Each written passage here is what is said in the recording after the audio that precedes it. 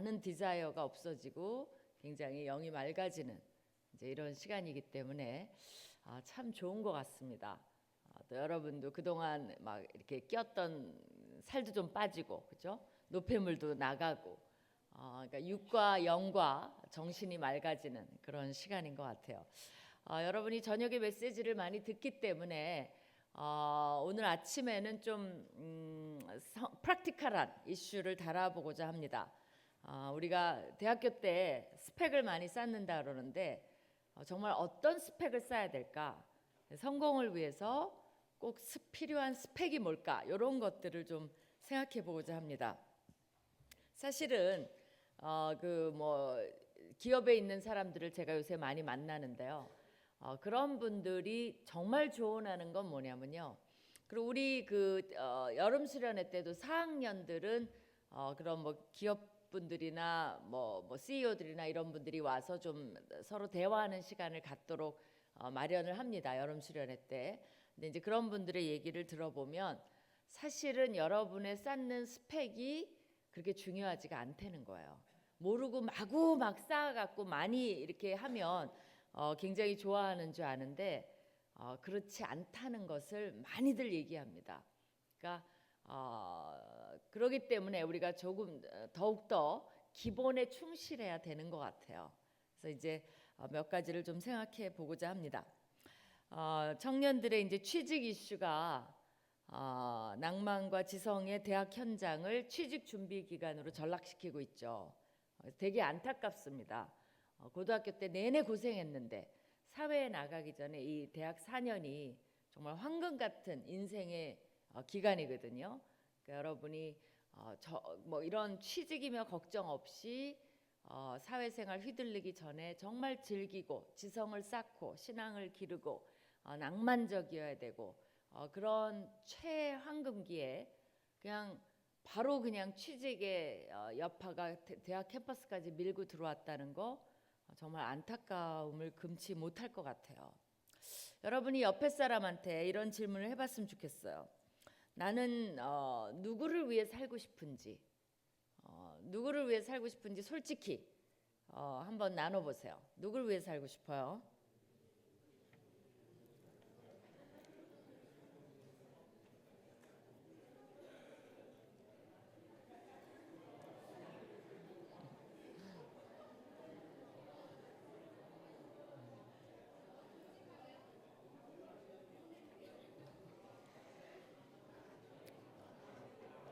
그럼 더 연이어서 왜 이렇게 길어요?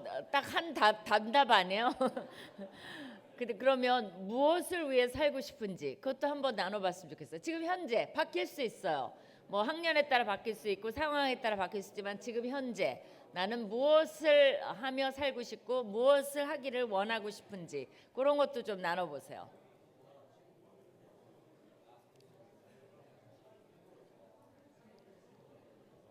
안 나누는 사람 뭐예요? 옆에 사람이라.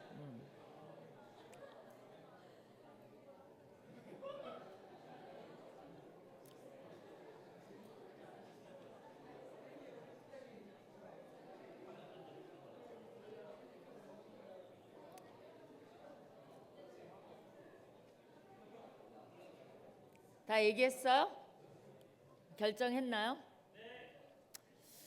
사실은 누구를 위해 살고 싶어요? 그렇죠. 가장 중요한 게 자기 자신이에요. 그렇죠? 근데 이제 우리나라는 나 자신을 위해서 그게 이기적인 게 아니에요. 이 세상에 내가 빠져버리면 무슨 의미가 있겠어요. 그러니까 내가 제일 중요한 주체예요. 그렇기 때문에 우리가 신앙을 갖는다는 거는 우리가 하나님을 믿는다는 거는 뭘 말할까요? 결국은 그것도 나 자신을 위한 거예요. 왜냐하면 가장 나 자신이 소중하게 생각하는 것을 이제 믿는 거죠. 내가 누구인가를 신앙 안에서 알아가는 거죠. 그렇죠? 대부분 사람은 그런 거 잘 생각 안 하고 모르고 살아요. 근데 기독교의 신앙은 내가 어디서 왔는지, 내가 누구인지, 또 그런 관계, 나를 누가 사랑해 주는지, 나한테 진정으로 관심을 가져주는 사람이 누군지, 또 어디로 향해 가야 되는지, 이런 것들을 많이 알려줘요. 그러니까 마치 우리가 하나님을 위해 사는 것 같지만 그렇지 않아요. 하나님을 믿는다는 건 나를 발견하는 굉장히 좋은 길이에요. 안 그러면 뭐를 의지하고 살아야 될지 사실 몰라요. 그리고 나 자신을 위해 산다고 하지만 여러분이 이때까지 많이 누구에 의해서 끌려왔죠? 근데 부모님에 의해서, 학교 뭐 상황에 의해서 끌려왔죠. 그렇죠? 근데 부모님 뭐라 그래요? 그게 다 우리를 위한 거래요. 근데 그렇게 안 느끼죠. 그죠? 이게 진짜 위한 걸까? 그런 고민들을 좀 해야 되는 것 같아요. 그래서 항상 중요한 거는 납니다. 나. 그죠? 그러기 위해서 우리가 이렇게 공부도 열심히 하는 거죠. 그래서 지금부터 얘기하는 모든 거는 여러분을 위한 거예요. 가만히 여러분이 들어보면 이렇게 할 때만이 나를 진정으로 위할 수가 있다는 거예요. 그래서 제일 먼저 첫 번째, 여러분의 인생의 보스가 누군지를 결정하려는 거예요. 그러니까 여러분이 평생 누구를 위해 살 것인지, 나를 위해 산다 그랬죠. 그럼 나를 위해 산다는 거는 뭐예요? 그런데 그렇게 될 수가 없어요. 예를 들면 지금 성적 잘 나올 것 같아요? 이번 학기? 끔찍해요? 아니면 기대가 돼요? 사실은 내가 나를 위해서 공부하는데 성적은 누가 매겨요? 교수님이 매겨요. 그러니까 내 맘대로 할 수가 없어. 교수님이 원하는 과제를 내야, 내가 원하는 과제 내면 어떻게 돼요? 빵점 맞아요. 그렇죠? 이게 뭐야? 그러고 F가 나오죠. 그러니까 교육 과정에 있어서도 교수님이 원하는 그런 걸 내야 돼요. 그리고 교수님이 지시하신 대로 해야 되고, 교수님이 가르쳐 준 거를 시험에서 맞춰야 되는 거예요. 그렇죠? 그러니까 이게 나 자신이라 그러지만 내가 동떨어져 살 수는 없어요. 학교 과정에서도 교수에 맞춰야 돼요. 그럼 여러분이 사회에 나가면 결국은 누구랑 맞춰야 되죠? 여러분을 고용한 고용주와 맞춰 나가야 돼요. 그렇죠? 그러면서 자기 자신을 개발해 나가야 돼요. 근데 그런 의미에서 내 보스가, 내 삶의 보스가 누군지를 여러분이 결정을 하셔야 돼요. 물론 나를 고용한 보스를 위해서 살아요. 그 사람이 월급을 주니까. 근데 살다 보면 그게 평소에는 잘 안 나타나요. 그러나 결정적인 순간에 서로 컨플릭이 있을 때가 있어요. 예를 들어 볼까요? 출애굽기 1장에 보면 바로 왕이 나와. 이집트의 왕이 나오는데 산파들에게 부당한 일을 시킵니다. 어떤 일을 시키죠? 사내 아이가, 히브리어 아이들이 막 이렇게 숫자가 늘어나는 걸 보고 이 바로 왕이 굉장히 걱정이 됐어요. 얘네들이 이거 숫자가 우리보다 많아지면 어떻게 되는 거야? 해갖고 컨트롤하려고 산파들을 불러서 뭐를 시켰어요? 남자아이가 나면 죽이라고 시켰습니다. 그게 이제 제노사이드인 거죠. 그러면 평소에는 문제가 없어요. 근데 뭐가 생긴 겁니까? 바로 자기의 보스인 바로 왕과 하나님과의 관계에서 컨플릭이 생긴 거예요. 그럴 때 여러분이 내 인생의 보스가 누군지를 미리 지금부터 결정을 해야 되는 거예요. 그리고 all the way 가야 되는 거예요. 그렇지 않으면 혼돈이 일어납니다. 어떻게 해야 될지 잘 모르는 상황이 오는 거예요. 이 히브리 산파들은 어떤 결정을 했죠? 이 인간 보스보다는 하나님 보스를 따르기로 결정을 한 거죠. 그렇죠? 어떤 친구가, 이거는 실제 경험한 일이에요. 시맨이에요. 그리고 졸업을 했어요. 그리고 이제 취직을 이제 여기저기 인터뷰를 하러 다닙니다. 근데 어떤 유혹을 받았냐면 한 군데 그 인터뷰를 하는데 이런 질문을 하더래요. 자, 회식을 이제 이런 질문을 하더래요. 술을 먹을 줄 아냐라고 물어보더래요. 근데 분위기가 느낌이 있잖아요. 어쩐지 먹어야 된다고 해야만 취직이 될 것 같은 분위기더래요. 그 질문의 내용이. 그런데 순간적으로 어떤 유혹을 받은 거예요? 거짓말하자. 이 또 학생은 목사님 자녀이기까지 했어요. 근데 아주 그냥 그 정말 순간적이긴 한데 거짓말하고 넘어가자. 마실 줄 안다 그러고 나중에 안 마시지. 그런 생각이 확 들어오더라는 거예요. 그러면서 자기가 그럴 뻔했는데 정신을 차려서 내가 이제 결정을 해야 되는 거예요. 내 인생의 보스가 누구인지. 하나님 앞에 내가 취직이 안 되더라도 올바른 일을 해야 되겠다라고 해서 못 먹는다. 결국은 어떻게 됐어요? 떨어졌죠. 그렇죠? 그래서 다시 인터뷰를 하러 여기저기 이제 전전긍긍했다. 이런 말을 들었습니다. 그렇기 때문에 이 히브리 산파들의 용감한 선택은 심지어는 이 취직 정도가 아니라 때로는 목숨까지 노리는 거예요. 그래서 우리가 여러분이 아까 예수 그리스도 하는 걸 들었어요. 여러분은 평생 이 관계 속에서 독립적으로 나 혼자 살아갈 수는 없어요. 누군가에게 관계를 맺으면서 살아가야 된다면 여러분 인생의 보스가 누구인지를 분명하게 지금부터 결정을 하고 살아야 됩니다. 그렇다면 일을 잘하면 어떻게 되죠? 보스가 보상을 해줘요. 하나님 보스도 마찬가지예요. 여러분이 하나님을 인생의 주인으로 모시고 살면 하나님은 가만히 그러니까 이 회사에도 일을 교수도 마찬가지예요. 원하는 대로 다 해주면 뭘 줘요? A를 주죠. 회사에서도 일을 잘해주면 뭐를 줘요? 승진을 시켜줘요. 근데 왜 보스를 결정해야 되냐면 하나님 보스도 마찬가지예요. 하나님을 기쁘게 하는 사람한테 A 학점도 주고 승진도 시켜주고 하나님이 원하는 보상을 주시기 때문에 인생의 보스를 결정을 하라는 겁니다.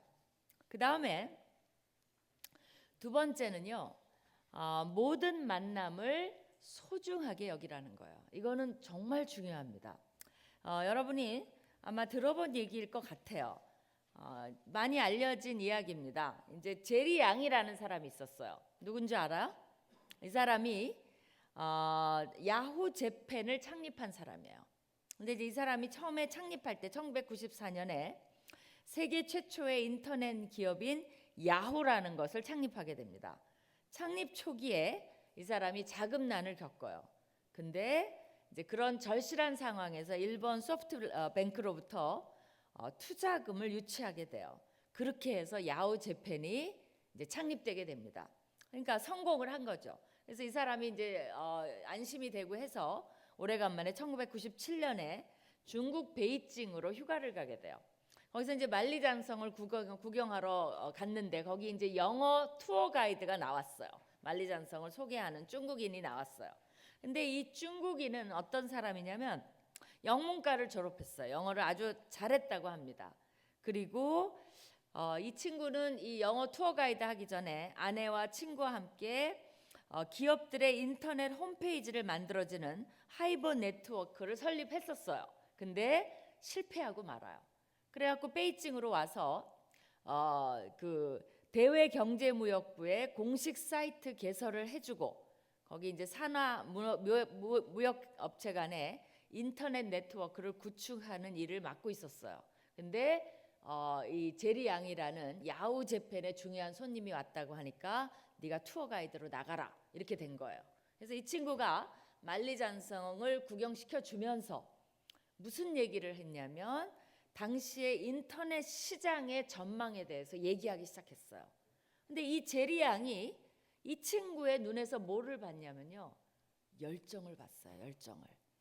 그렇기 때문에 굉장히 인상에 남았다라고 합니다. 나중에 기억에. 바로 이 영어 투어 가이드가 누구냐면 마윈이라는 친구예요. 그래갖고 굉장히 임프레션이 남았어요. 그 다음에 그러니까 마윈은 인생의 실패를 굉장히 많이 했어요. 그렇죠? 못생겨서 서러워서, 그렇죠? 그래갖고 안 떨어져 본 직장이 거의 없을 정도로 가면 다 떨어졌어요. 제가 기억하기로는 어디는 3명을 뽑는데, 그러니까 2명을 뽑는데 3명이 왔대요. 근데 그 2명이 붙었는데 떨어진 사람이 누구냐면 바로 또 마윈이에요. 그래갖고 실패를 거듭거듭합니다. 여러분 혹시 마윈이 누군지 모르는 사람 있나요? 지금 속으로 누구지? 좀 이따 가르쳐 줄게요. 그럼 마윈이 이제 2년이 지났어요. 그래서 1999년에 항저우로 돌아가서 이제 베이징에서 항저우로 돌아간 거죠. 자신의 아파트를 사무실 삼아서 회사를 창립했는데 그게 바로 뭐냐면 알리바바예요. 알리바바는 아세요?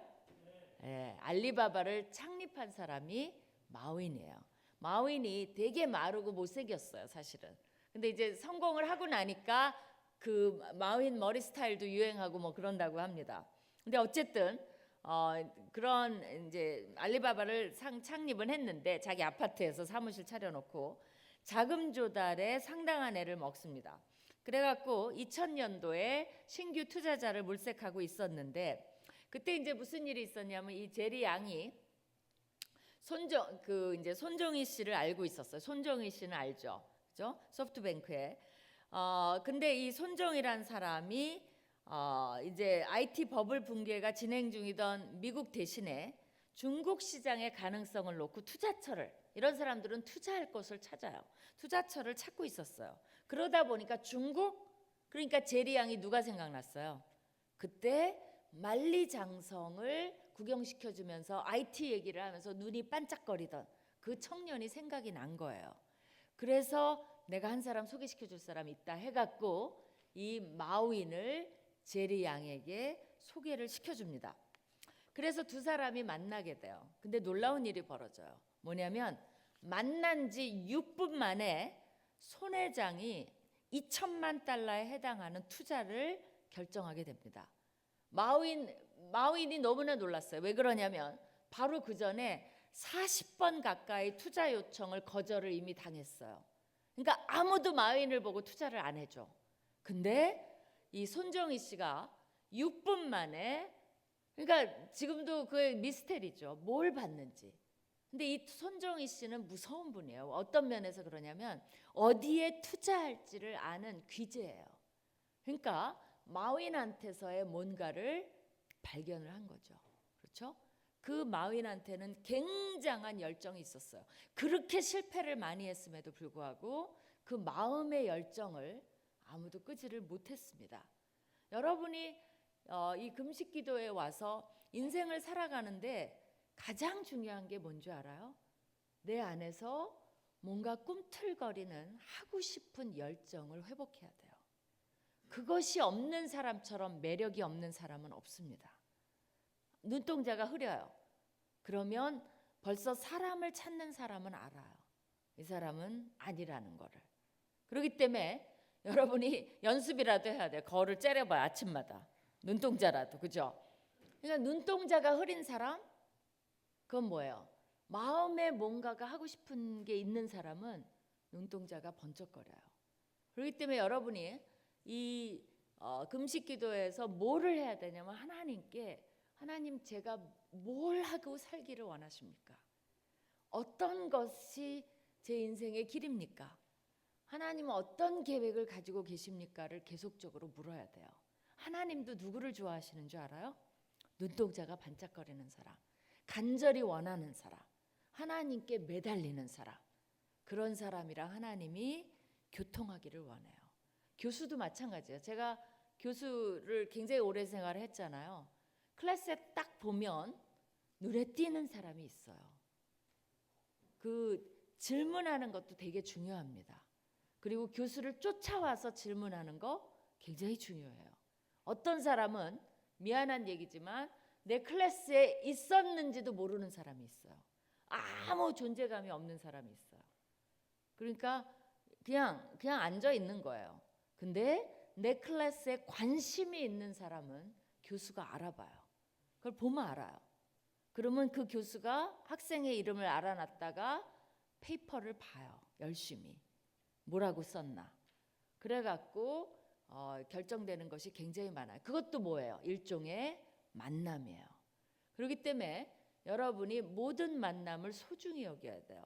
이 세 사람, 손정희 씨, 제리 양, 마윈의 만남은 굉장히 운명적인 만남입니다. 그렇게 해서 투자를 받았어요.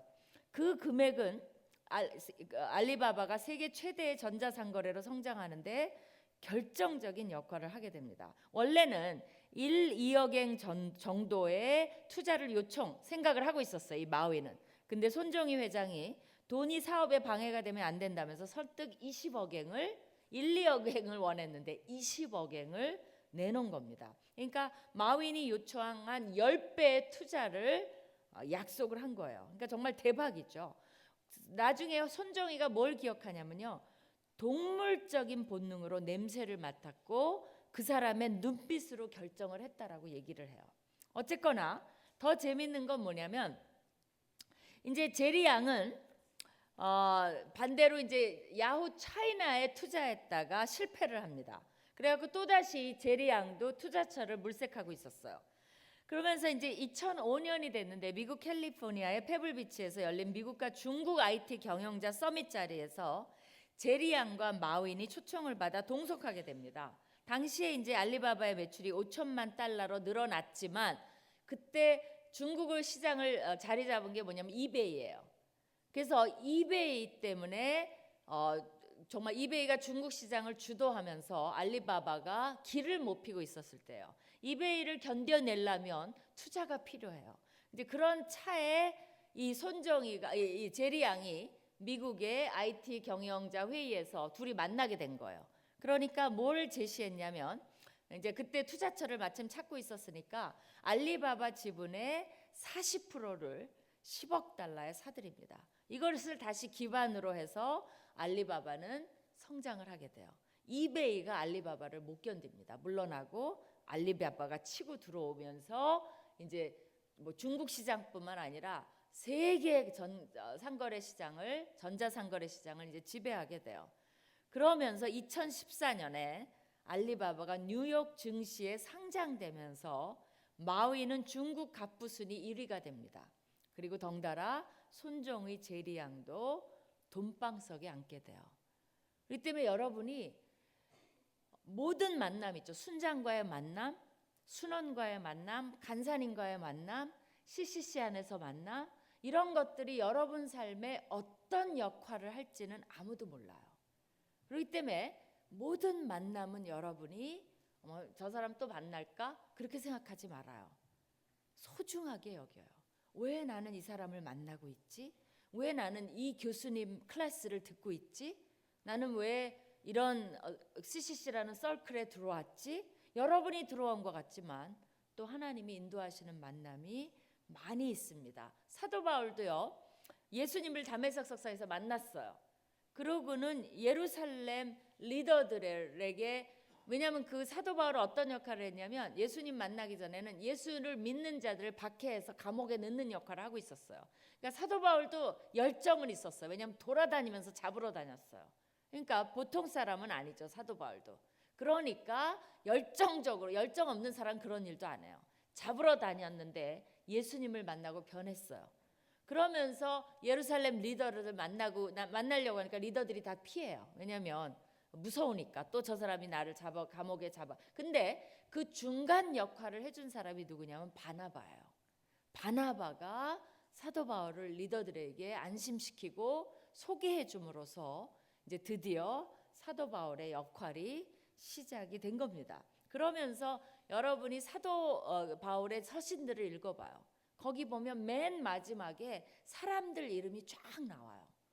그래서 그들 선교 여행에 만난 사람들, 빌레몬, 루디아, 디모데, 마가, 누가, 이런 여러 사람들이 그 서신에 등장하게 됩니다. 그러니까 결국은 이런 사람들을 만나지 않았다면 사도 바울의 여행조차도 열매를 많이 못 맺었을 거예요. 여러분도 아시잖아요, 그렇죠? 곳곳에서 사람을 만나고 그 사람들을 통해서 또 연결이 되고 그렇게 하면서 교회가 세워지고 또 교회들의 여기저기 보내고, 그러니까 이런 만남들을 통해서 하나님이 우리에게 복음이 들어올 수 있게 그렇게 해주신 거예요. 여러분 삶에서 또 부정적인 만남도 굉장히 중요합니다. 예를 들어 볼까요? 아이러니컬하게도 다윗은요 골리앗을 만남으로 데뷔하게 돼요. 그거 생각해 보셨어요? 다윗은 노바디였어요. 진짜로 아무도 아니야. 그냥 어쩌다 양치는 소년이었어요. 근데 어떻게 하다 전쟁터에 왔죠? 형님들한테 자리다 보라고 안부 인사하러 갔다가 누구를 본 겁니까? 골리앗을 본 거예요. 근데 그 만남도 소중히 여겼기 때문에 다윗이 덤빈 겁니다. 왜 그래요? 보니까 그냥 관심이 없는 사람은 골리앗이 뭐라 그래도 가요. 왜냐면 나 할 일 다 했으니까. 형님들 잘 있고 이제 그게 다니까 골리앗이고 뭐고 잘 싸우시오. 이게 난 my problem. 그러고 가버려요. 관심이 없는 사람은. 근데 다윗은 뭘 본 겁니까? 저 골리앗이 하나님에 대해서, 내가 믿는 하나님에 대해서 함부로 말한다. 내 인생의 보스가 하나님인데 나의 보스에 대해서 함부로 말하는 저 골리앗을 내가, 아니 다윗 주제에, 전쟁 경험도 없고 아무것도 없는 주제에 덤빈 거예요. 내가 어떻게 해보겠다라고. 그러니까 왕조차도 말도 안 된다라고 얘기를 한 거죠. 근데 다윗은 어땠어요? 마음에 열정이 있었어요. 뭐가 있었습니까? 저 골리앗은 내가 도저히 용서할 수 없다라는 생각이 든 거예요. 그래서 덤빈 겁니다. 그 결과 어떻게 됐어요? 사실은 골리앗을 물리침으로 이 정계와 사회에, 다윗 그 당시에 SNS가 있었으면 어떻게 됐을까요? 난리가 났겠죠. 그죠? 그 뭐 검색 1순위 뭐 이렇게 된 거예요, 사실은. 이 수면에 떠오르게 된 겁니다. 그러면서 다윗이 어떤 것까지 연결이 됐어요? 앞으로 왕의 위치까지, 갑자기 양치는 소년에서 왕으로 누가 발탁을 하셨습니까? 하나님이 그때 본 거예요. 여러분이 하나님이 되게 인사에 민감합니다. 아무나 그렇게 뽑지 않으세요. 바로 그런 것들을 봤어요. 근데 그게 어디서부터 시작됐는 줄 알았어요? 다윗은 자기가 양치는 시절부터 보통 사람이 아니었어요. 아무도 몰라요. 근데 나중에 보면 이 돌팔매가 어디서 나온 겁니까? 나름대로 되게 재밌는 아이예요. 왜 그러냐면 그냥 적당히 해도 되는데 적당히가 없는 거죠. 자기 양을 지키기 위해서는 뭐를 한 거예요? 이거를 연습을 한 거죠. 해갖고 자기가 힘으로는 안 되니까 짐승 같은 게 오면 돌팔매로 해서 짐승을 물리쳐 본 거예요. 뭘 지키기 위해서? 양떼를 지키기 위해서. 그렇다면 뭐를 한 겁니까? 자기에게 맡겨준 그 일을 성실히 이행한 거예요. 그러니까 여러분이 지금은 하나님이 이렇게 CCC에 인도한 것도 우연이 아니죠. 그러면 이 안에서 지금 생각할 거는 아주 먼 미래가 아니에요. 다윗이 나는 왕이 돼야지 이렇게 하고 한 게 아니에요. 다윗은 뭐를 했냐면 맡겨준 양떼를 최대한 지키는 연구를 날마다 한 것 같아요. 보면 맨날 혼자 앉아서 이걸 어떻게 할고 하나님께 도와달라고 얘기하고 지켜달라고 얘기하고 자기가 해보고 그렇게 하면서 누구 눈에 든 거예요? 하나님 눈에 든 거예요. 그렇기 때문에 이 대학 시절에 여러분은 하나님 눈에 먼저 들어야 돼요. 그러기 위해서 어떻게 해야 돼요? 지금은 인도하신 게 CCC예요. CCC에서 훈련하는 것들을 열심히 해야 돼요. 연구도 하고 저도 그랬어요. 사실은 그때부터 이제 시작이 된 거예요. 제가 CCC에 들어와서 1년이 딱 지나니까 순장하라 그러더라고요. 저도 아무 준비도 안 됐어요. 근데 어떻게 했겠어요? 뭐 망설이다가 이제 순장을 하는데 해보니까 문제가 뭐냐면 순원이 나랑 1시간 만나서 이렇게 하는데 순원이 막 졸아요. 왜냐하면 내가 봐도 내가 얘기하는 게 재미가 없어. 그러니까 참 동정이 가요. 얼마나 재미없고 내가 해도 아무리 붙들고 얘기해도 안 하고 싶어하고 안 나타나고 그래서 내가 뭐를 했겠어요. 나도 그런 거예요 사실은. 그때부터 씨름을 한 거예요. 나 자신을 가지고. 어떻게 하면 순원을, 그 꼬실라이제이션 그러잖아요. 어떻게 하면 순원을 꼬셔볼까. 그래서 막 연구를 한 거야. 그게 내 한 세션인데 순모임 하는 건데 예화도 붙여보고 재밌게도 하려고 노력해보고 뭐 그거 가지고 씨름을 많이 한 거예요. 그러다가 나도 개발이 많이 됐어요. 그러니까 나중에는 20명, 30명 순원이 있어도 여유가 생겼어요. 그렇게 하면서 대표 순장까지 했습니다. 대표 순장하면서 뭐를 했냐면 매주 토요일 우리는 1시간씩 모여서 전도를 했어요. 그러니까 평소에도 순원이랑 하지만 그거 말고 다 같이 모여서, 그러니까 저도 이제 대표 순장으로 사람들을 들들 볶은 거죠. 저도 하기 싫었어요, 사실은. 그러나 디시플린이에요.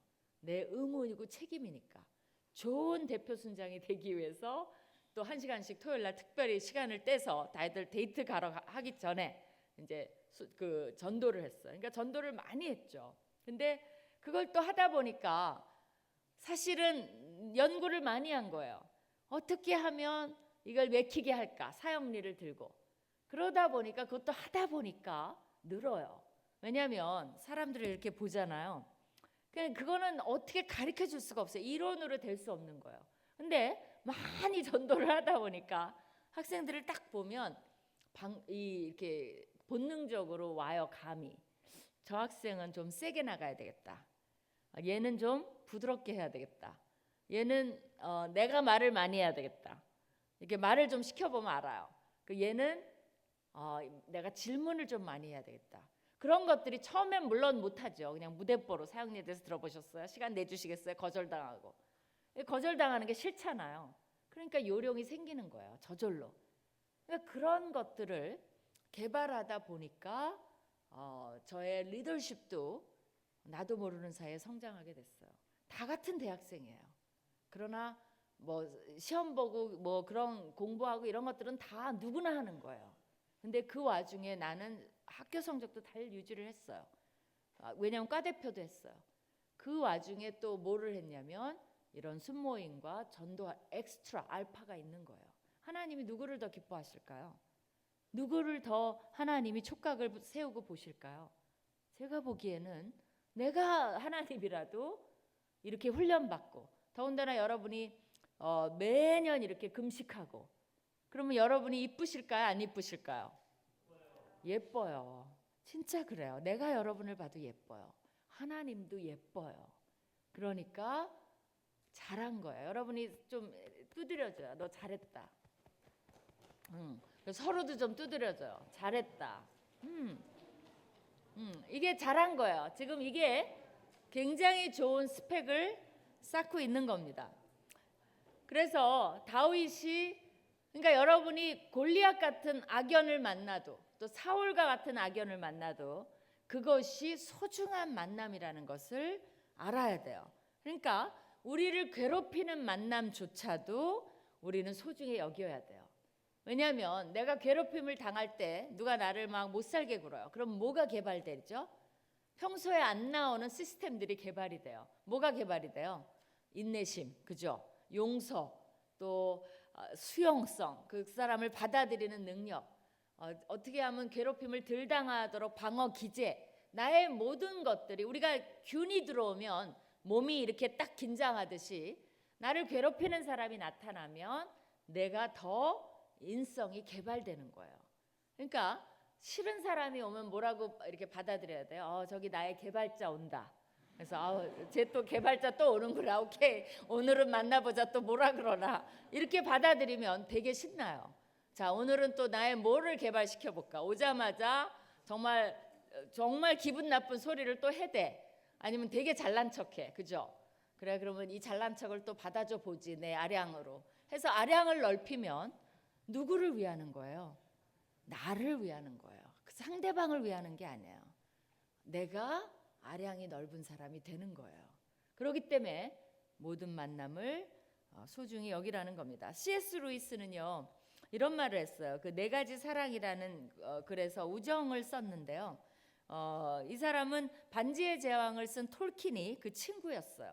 그래갖고 서로에게 굉장히 영감을 많이 줬습니다. 사실 그런 게 참 부러워요. C.S. 루이스 같은 사람들도 보면 이런 자기 혼자 된 게 아니에요. 이러한 위대한 문학가들이 서로 모여서 옥스퍼드에 가면 퍼브가 있어요. 펍. 그 자기네끼리 이제 모여서 술도 마시고 커피도 마시고 하는 펍이 있어요. C.S. 루이스가 잘 갔다는. 저도 가봤는데 가면 뭐예요? 우리는 사진 찍고 막 이런 거 하죠. 근데 거기서 그리고 거기 뭐 자리가 C.S. 루이스가 앉았다는 거기는 자리가 항상 줄이 길어갖고 못 앉아요. 그러니까 이제 옆에 앉아갖고 뭐 그 사람들이 시켰다는 거 한번 먹어보고 막 이런 거 하는 거죠. 근데 그렇기 때문에 문학을 논하고 서로 굉장히 도움이 됐어요. 톨킨하고 C.S. 루이스가.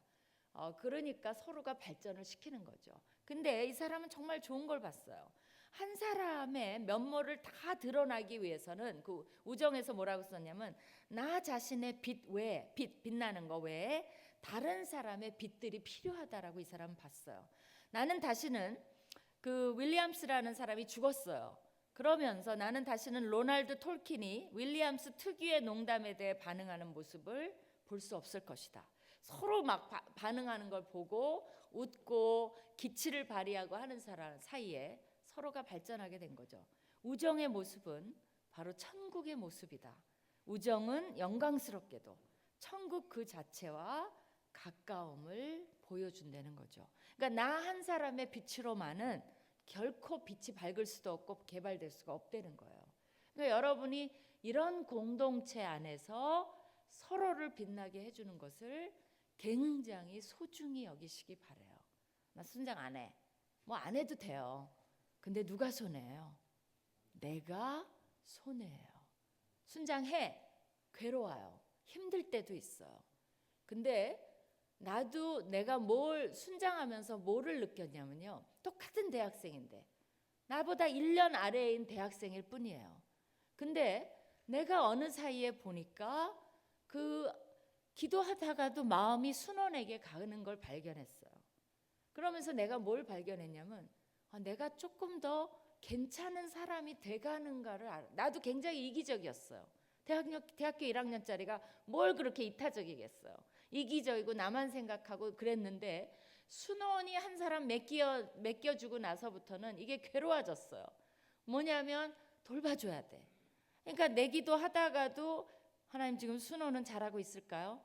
유혹을 받지 않게 해주세요. 그러면서 나도 깜짝 놀라요. 내가 왜 걔를 위해서 기도하지? 근데 기도하게 돼요. 이렇게 금식 기도하다가도 나도 막 속쓰려 죽겠어. 그래서 막 이러다가도 순원을 보면 어떡하죠? 표정 관리하는 거죠. 그죠? 괜찮니? 그러면서 막 나도 힘을 내는데 괜찮니? 이렇게 안 돼요. 힘이 나요. 막 힘을 내가 그 리더 그걸 느껴요. 괜찮니? 하면 갑자기 내 건 다 잊어버려.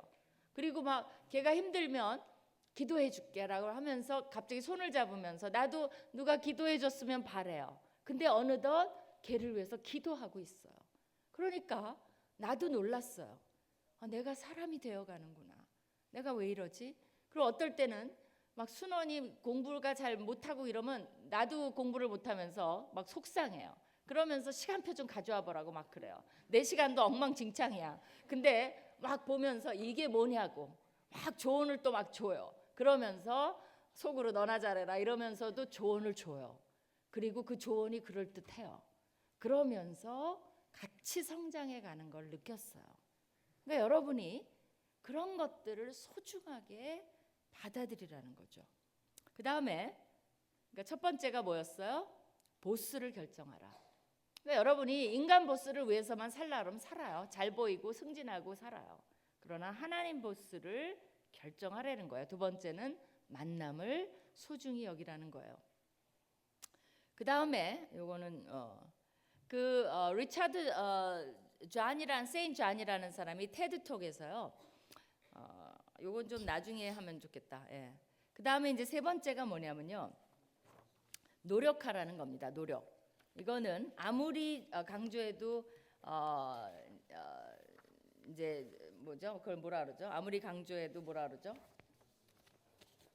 지나치지 않아요. 그렇죠? 이제 여러분 평생 이거는 굉장히 중요해요. 왜냐하면 성경에 보면요. 잠언에 노력하라는 게 굉장히 많이 나와요. 그리고 게으른 거에 대해서 경고를 많이 합니다. 몇 가지만 좀 볼까요? 그걸 안 써놨구나 내가 좀 읽어줄게요. 왜 안 써놨지? 이것도 노력을 안 했네 저도.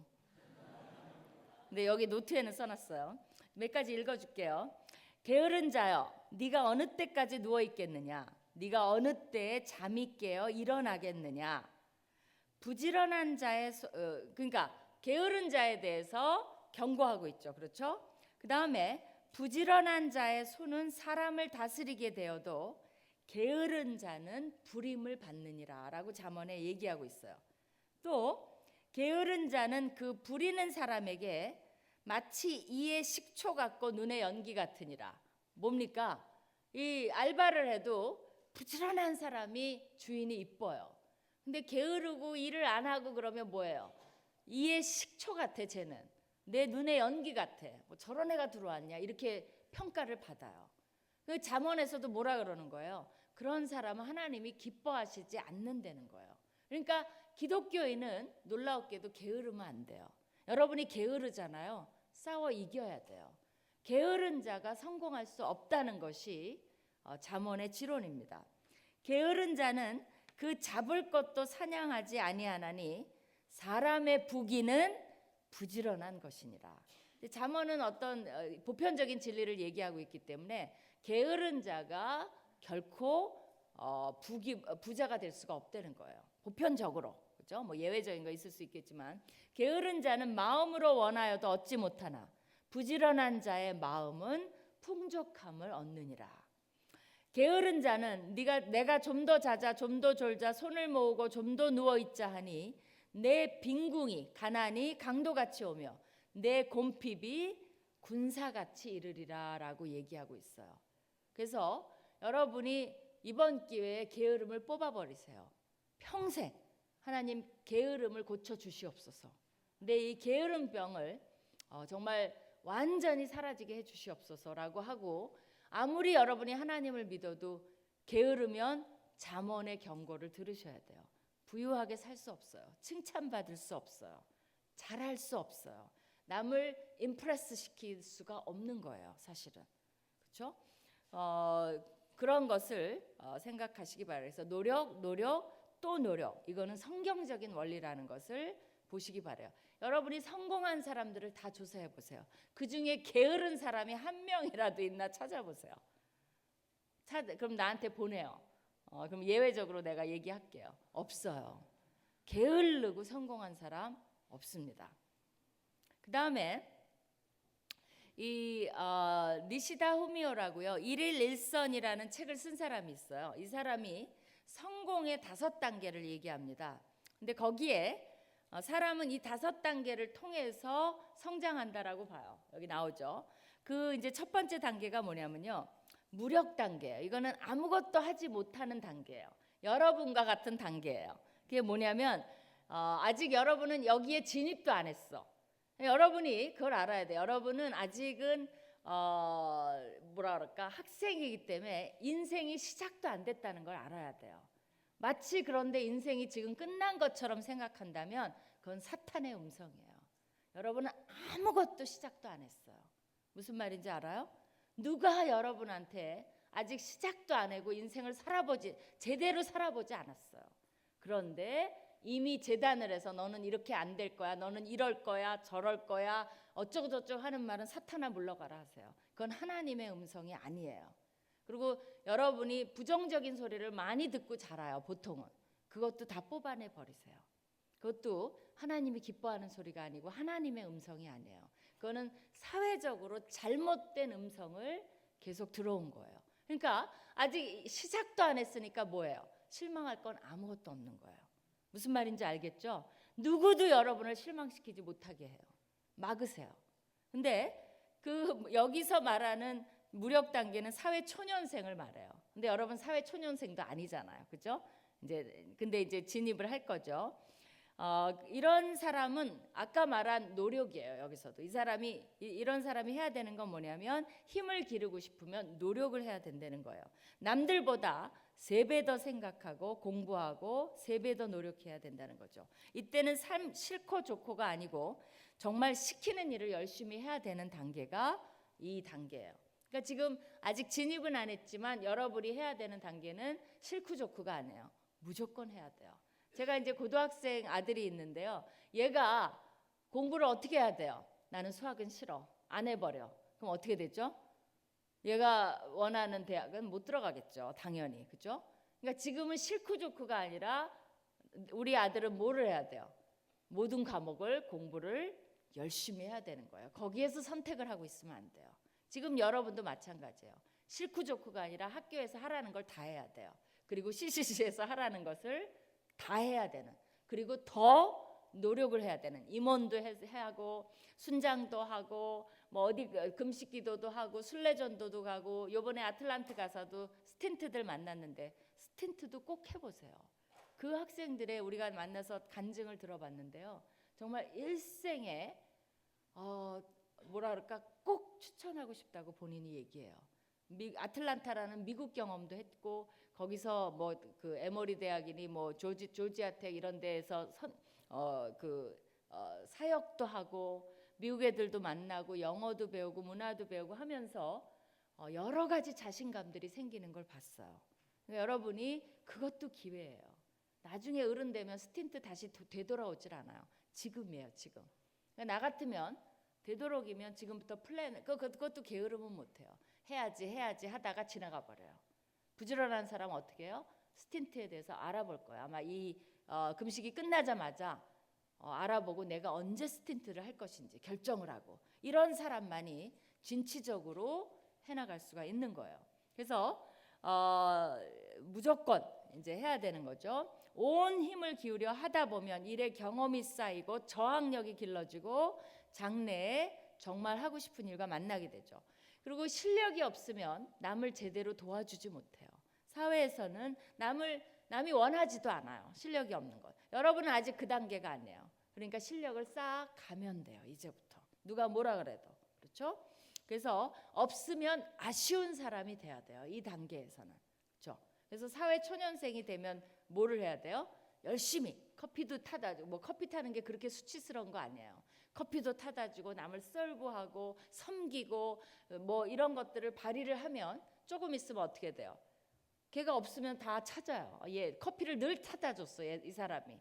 근데 어느 날 없어. 그럼 어떻게 되죠? 다 찾아요. 얘 어디 갔냐고. 그러면 뭐가 되는 거예요? 말단이지만 없으면 안 되는 사람이 되는 거예요. 그것이 이제 초년생의 그러니까 섬기는 자의 힘이죠. 이것이 모습이 되는 거죠. 그 다음에 두 번째는 유력 단계예요. 이거는 뭐냐면 세상에 통용되는 기술을 익힌 사람이에요. 조금 힘을 가졌어요. 이제 비즈니스맨이나 부하 직원이나 이때 되면 조수도 좀 생겨요. 근데 이때가 되면 노력만으로 안 돼요. 그리고 실력은 있는데 다음 단계로 넘어가기가 힘들어요. 그러니까 이 단계에서 멈추는 사람도 되게 많아요. 그냥 조금 더 승진하다가 만년과장 이런 사람 있죠. 그런 사람도 되게 많아요. 그러니까 그 단계에서 성공 단계로 넘어가야 되는데 여기서 이 책에서 꼭 권하는 게 있어요. 그거는 뭐냐면 지금부터 여러분이 연습하라고 내가 이거를 강의를 해주는 거예요. 그거를 뭐라고 얘기를 하냐면 타의력이라고 얘기를 해요. 타의력이 뭘까요? 타의력이 뭐예요? 남을 기쁘게 하는 능력을 기르라는 거예요. 그게 타의력입니다. 그러니까 예를 들면 이런 거죠. 남을 배려해주고 상대방, 그러니까 이제 감정, 그 EQ가 높은 거, 내가 이렇게 말하면 상대방이 어떻게 느낄까를 넘어서 순원한테도 마찬가지예요. 순장한테도 마찬가지예요. 순장을 어떻게 내가 기쁘게 할까? 그럼 어떻게 해요? 제 시간에 나타나 주는 거, 그죠? 나도 해보면 나를 막 기다리게 하는 순원처럼 정말 애탄 적이 없어요. 근데 제 시간에 꼬박꼬박 오는 애가 있어요. 걔는 정말 이뻐요. 그런 아이들이 나중에 성공도 한다는 거예요. 그러니까 이제 이거는 뭐 회사 얘기긴 하지만 여러분은 어떤 식으로 타의력을 길러주고 싶어요? 예를 들면 서로 얘기를 좀 해보세요. 지금 어떻게 해주면 기쁜지 그런 걸 좀 얘기를 해줘봐요. 나는 남이 이렇게 해줄 때가 되게 기쁘더라라는 거를 상대방에게 좀 알려줘 보세요.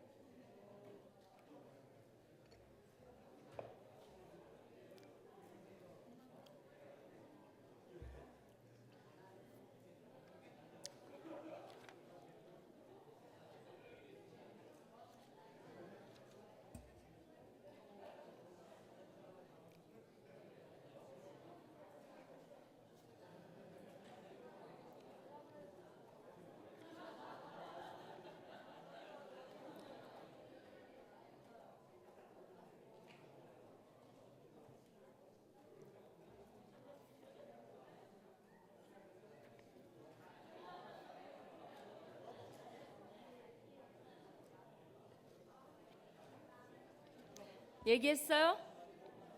한 사람만 얘기해봐요. 어떻게 해줄 때 기뻐요? 누가 큰 소리로 좀 얘기해 볼래요?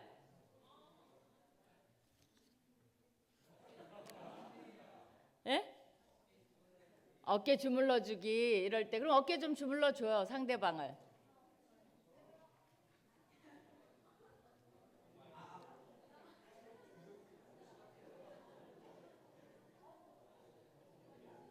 그러니까 이런 거죠. 이제 어떤 회사에서 이제 동료가 출장을 가게 됐어요. 그래서 이제 같은 동료의 이제 아기 뭐 이렇게 잔치를 하는데 못 가게 됐어요.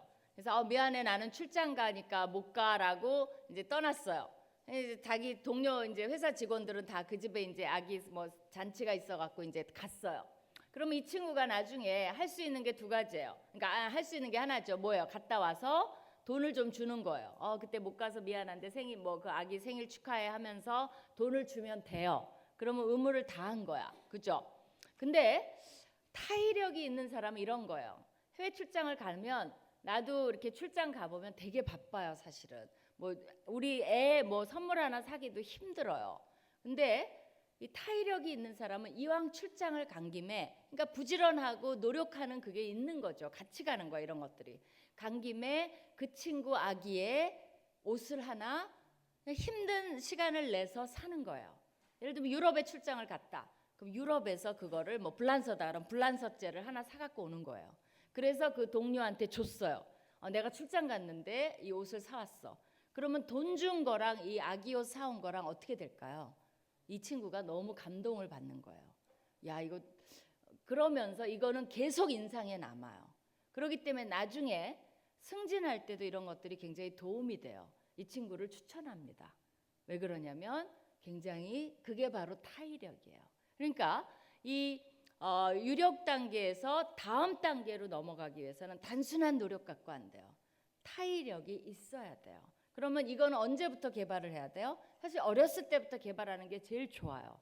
그러나 대학교 때 여러분이 평소에 이런 것들을 많이 인식하고 있지 않으면 나중에 갑자기 나오지가 않습니다. 습관이 안 됐기 때문에.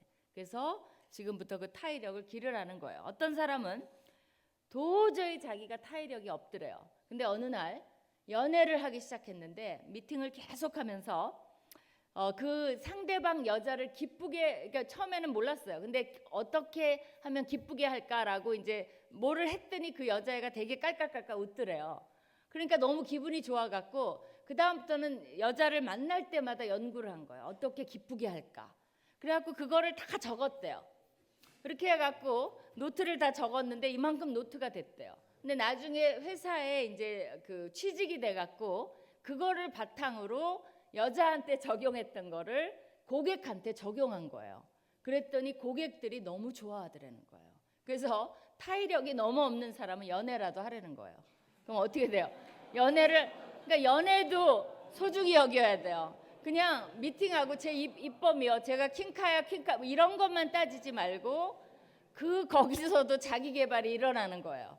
어떻게 하면 상대방을 나를 집중하게 할까, 기쁘게 할까 이런 것들을 노력하는 가운데 개발이 된다는 것을 얘기하고 있습니다. 그 다음에 이제 세 번째 단계는 성공 단계로 가는데요.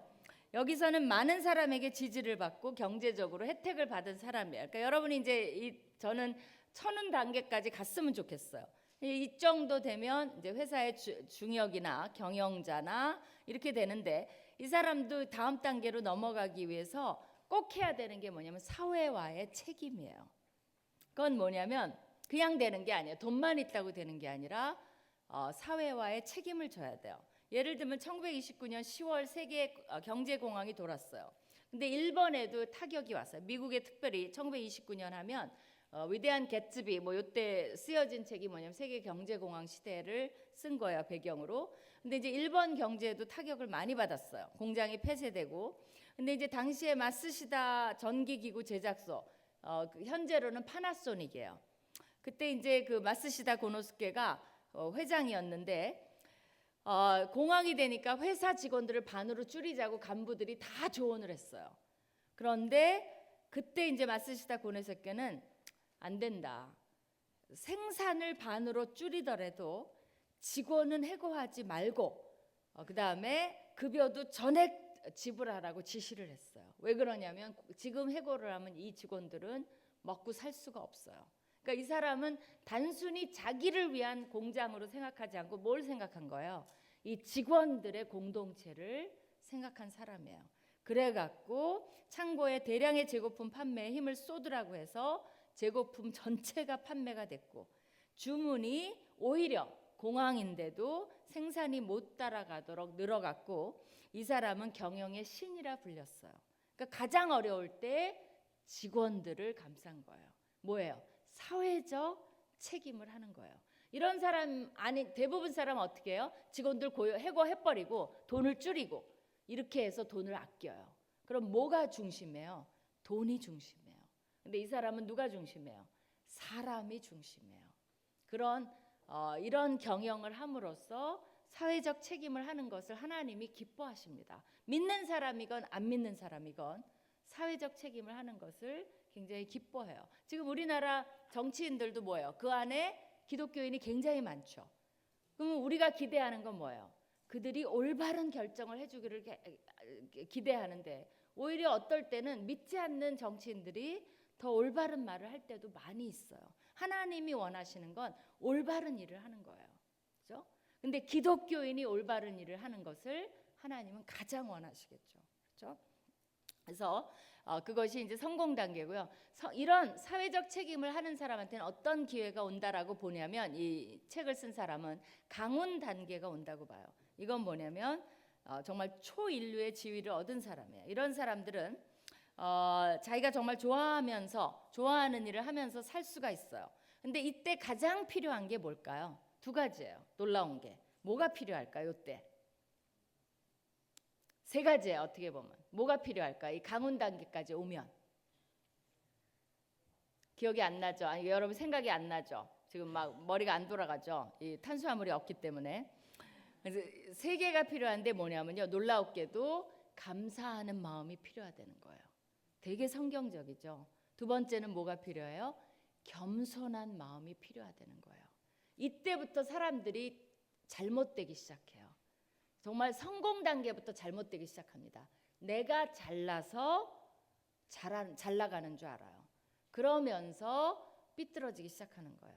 그리고 자기가 뭐든지 할 수 있다라고 믿으면서 갑질하기 시작해요. 이제 그런 어글리한 추한 인간이 돼갑니다. 성공은 했는데. 그렇기 때문에 세 번째로 뭐냐면, 내가 성공한 것이 아니라 우리 모두가 함께 성공을 같이 이루었다라는 생각을 해야 된다는 거예요. 저는 이걸 보면서 굉장히 놀랐어요. 이 세 가지가 굉장히 중요한 덕목입니다. 우리가 겸손해야 되고 감사해야 되고 함께 이 성공을 이루었다라는 생각을 갖는 거, 이런 사람만이 강운 단계를 맞이할 자격이 있다는 거예요. 이런 사람은 그 다음에 어디로 가요? 천운 단계를 간다는 거예요. 세상의 성공을 전부 섭렵한 사람이라고 볼 수가 있어요. 이런 사람은 뭐를 해야 될까요? 몇 가지를 해야 돼요. 사명감을 갖고 살아야 돼요. 자기만을 위해서 살면 안 돼요. 그러면 다시 떨어져요. 그렇기 때문에 사명감을 갖고 살아야 되고, 그 다음에 하늘과의 약속을 지켜야 된다라고 얘기를 해요. 이 사람은 하늘 앞에 잘해야 돼. 그러니까 이 일본 사람이 썼기 때문에 기독교인은 아니겠죠. 그러나 그 사람도 뭘 믿어요? 신 앞에서의 도리를 지켜야 된다는 거예요. 우리 기독교인들은 뭐예요? 정말 이 단계까지 오면 하나님이 나를 통해서 하신 일을 펼쳐가야 되는 거예요. 그렇죠? 이것이 이제 성공의 단계. 이건 일생 동안 이루는 일이지만 사실은 여러분이 대학 시절에도 연습을 하면 됩니다. 열심히 노력하고 순원들을 위하고 또 자기에게 주어진 책임을 다하고 겸손하고 타의력을 기르고 이런 것들을 이 성공의 단계를 준비하면서 해 나갈 수가 있다는 거예요. 그 다음에 그러기 위해서 이제 언어를 바꾸라는 겁니다. 거기 나왔어요. 네. 한번 같이 읽어봅시다. 시작. 기발나다, 재치 있다, 배려심 있다, 현명하다, 부드럽다, 은하하다, 한결같다, 배려심이 깊다, 매너 있다, 분위기 메이커다, 매력 있다, 위트 있다, 세련되다, 짱이다, 멋져요, 스타일 좋다, 열심이다, 책임감 있다, 재치 있다 두 번이네, 노력가다. 그죠? 두 번 겹친 부분도 있는데 또 겹친 거 있어요? 어쨌거나 이런 언어들을 많이 하면 이것도 타의력의 한 부분이라는 거예요. 이왕 말을 해주면서 참 굉장히 매너 있다, 재치가 있다, 열심이다, 책임감 있구나, 뭐 이런 식으로 얘기를 해주라는 거예요. 그러지 맨날 부정적인 소리를 하고 시시한 소리나 하면 이 타의력이 길러지지 않는다는 거예요. 그래서 이런 것들을 연습을, 이 단어들을 익혀놨다가 좋은 단어들을 많이 사용하는 것들을 지금부터 기르라는 겁니다. 그 다음에 다섯째는 비전의 사람이 되라는 거예요. 이게 이제 오늘 제일 핵심입니다. 요사이 3포, 5포, 7포, 9포, 이제 심지어는 N포 세대까지 얘기해요. 그러니까 끝없이 포기한다는 거죠. 연애, 결혼, 출산, 취업, 주택, 인간관계, 건강, 외모, 희망, 꿈까지 포기했다라는 말을 합니다. 근데 여러분들은 어떻게 해야 돼요? 절대 이 말을 들으면 안 돼요. 여기서 하나도 포기하지 마세요. 왜 포기해요? 하나님이 계신데. 안 믿는 사람이 하는 말을 듣고 부안해동하면 안 돼요. 여러분은 이 중에서도 특별히 희망과 꿈은 절대 포기하면 안 돼요. 누군가 이렇게 말했습니다.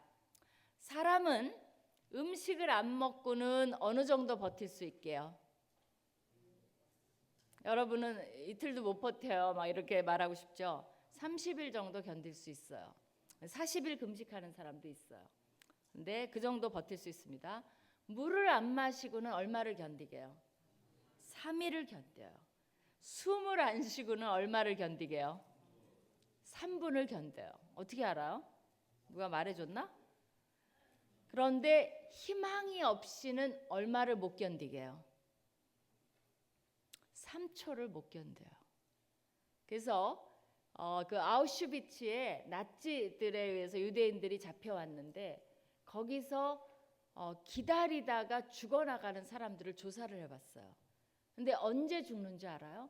자기가 구원을 받을 수 있을 것이다라고 희망을 여기 이때까지 이렇게 가졌는데 갑자기 어느 날 희망을 접는 사람이 있어요. 그러면 금방 병이 들고 죽는데요.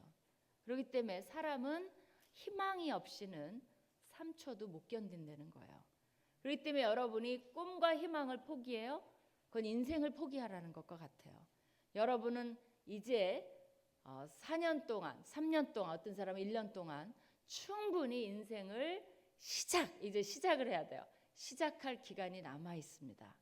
그렇기 때문에 꿈이 있어야, 희망이 있어야 여러분이 마음에 열정이 생기고 열정이 있어야 눈동자가 빛나는 거예요. 그래서 아까 말한 대로 눈동자가 빛날 때 여러분을 만난 사람들이 여러분에게 인상 깊게 받아들일 수가 있어요. 그래서 그런 사람만이 인생을 성공하기 시작할 수 있습니다. 그러니까 여러분이 다른 스펙이 아니에요. 어떻게 보면 대부분은 마음의 열정. 그러니까 그 회사의 그 중역들은 그 얘기를 하는 거예요. 4학년들한테. 그걸 물어본대요. 왜 우리 회사에 오기를 원하느냐? 뭘 보기를 원하는 거예요? 마음의 열정. 왜 꼭 우리 회사여야 되느냐? 네가 뭐를 공헌할 수 있느냐? 그런 말을 듣고 싶대요. 그러면 공헌할 수 있을 때 저는 이런 것을 할 수 있습니다라고 열정적으로 말하는 사람이 있고 그냥 자기가 쌓은 스펙을 내세우면서 이런 것을 자기는 땄기 때문에 이런 기술적인 걸 할 수 있습니다라고 말하는 사람은 관심이 없대요. 근데 나는 내가 누군가를 말해주는 사람, 저는 이런 사람이고 이런 걸 하고 싶고 저는 회사에 이런 공헌을 하고 싶습니다라는 열정이 보이는 사람은 기회를 주고 싶다는 얘기를 하더라고요. 그러니까 여러분이 스펙에 대해서도 그거 다 엉터리라고 얘기를 해요. 그러니까 그 스펙 있어도 이 회사 사람들은 다 아는 거예요. 그거 갖고 이 회사 일에 도움이 안 된다는 거. 근데 어떤 사람이 도움이 돼요? 기본적으로 오늘 제가 말씀드린 것들이 여러분 안에 훈련이 돼 있고 내재돼 있다면 여러분의 인생은 성공으로 치닫습니다. 어떻게 하냐면 여러분이 원하는 걸 안 가질 수는 있어요.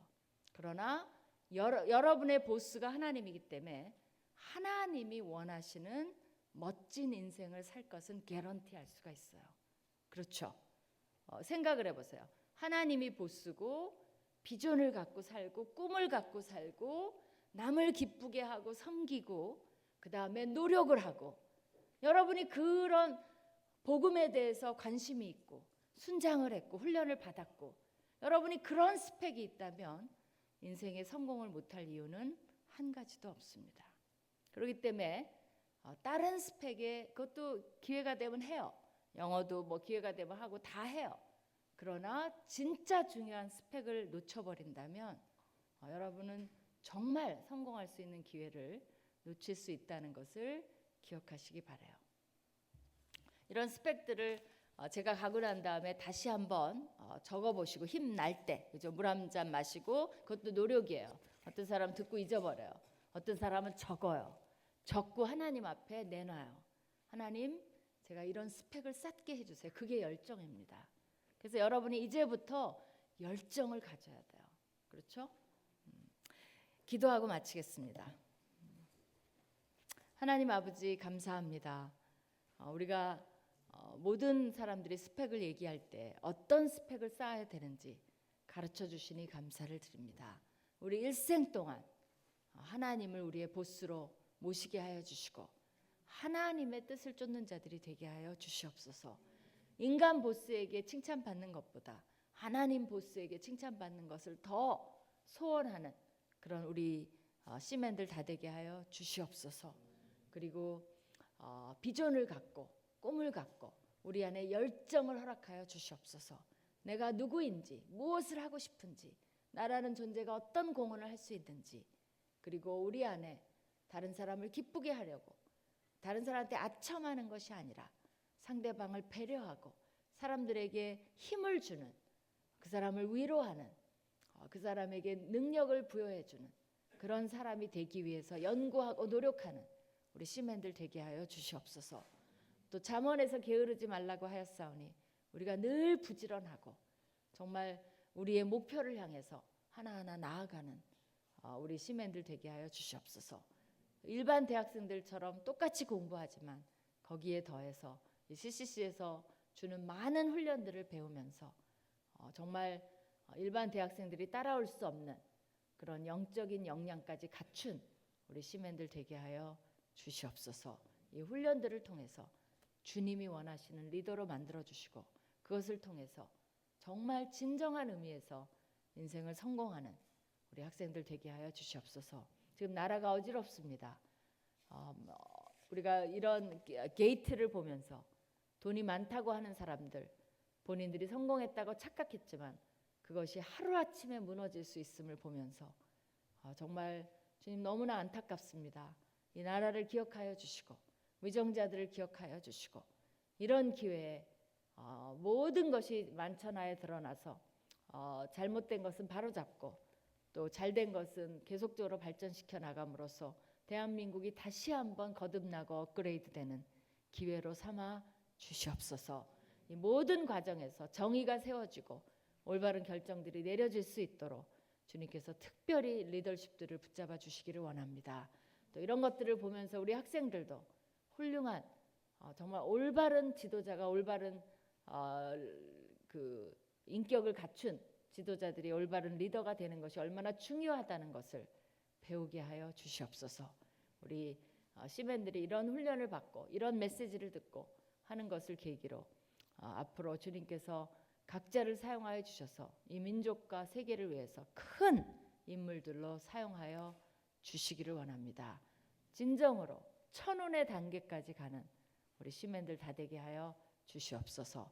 감사와 찬송을 돌리며 예수님 이름으로 기도합니다. 아멘. 감사합니다.